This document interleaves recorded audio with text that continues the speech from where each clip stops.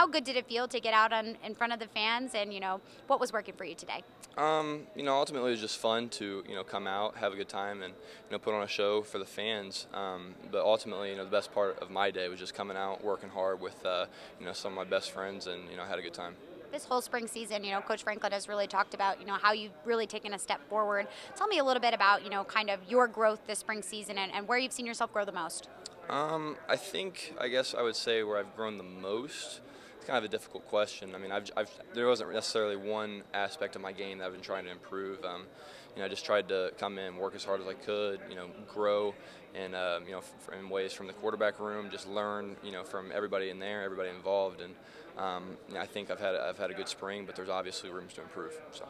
Tell me about, maybe some of your connections with, maybe some of your receivers and guys like Jonathan Holland too. How has that developed over this season, and what have you seen from them in terms of their growth? I think, like you said, Jonathan Holland's had a great spring. He's come in, he's worked his tail off, and he's, taken a different approach this spring than maybe he has in the past. And I think, he's maturing. He's growing up, and not just to single him out because there's, a number of guys, but I'm really excited for his future and what he's going to do to help us win some games this year.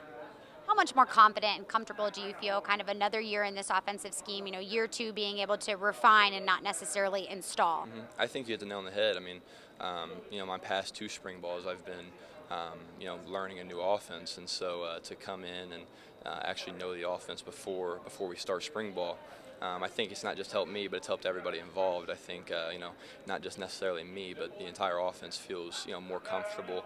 And ultimately, we're growing, and year two hopefully is more successful than we were in year one. I've got a lot of confidence in that.